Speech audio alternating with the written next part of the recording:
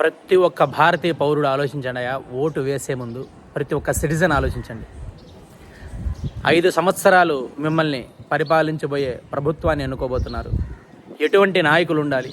ఎందుకు అనంటే సామాన్యుడి యొక్క నిత్యావసర సరుకులు అవ్వచ్చు, పెట్రోల్ అవ్వచ్చు, ధరలు అవ్వచ్చు, విద్య అవ్వచ్చు, వైద్యం అవ్వచ్చు, దేశ అభివృద్ధి అవ్వచ్చు, ఉద్యోగ అవకాశాలు అవ్వచ్చు, ఇవన్నీ కూడా ఆ దేశం పరిపాలించే ప్రభుత్వం యొక్క ఆధీనంలో ఉంటాయి. అటువంటి 5 ఏళ్ళు పరిపాలించబోయే ప్రభుత్వాన్ని మీరు ఓటు వేసి సెలక్షన్ చేసుకోబోతున్నారు, ఎన్నుకోబోతున్నారు. ఇవన్నీ మనసులో పెట్టుకొని ఆలోచించండి.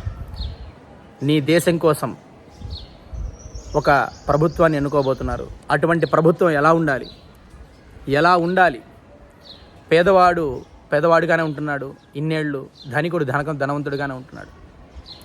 యువత తలుచుకుంటే ఏదైనా మార్చగలం, ఒక రెవల్యూషన్ తీసుకురావాలి. యువత తలుచుకుంటే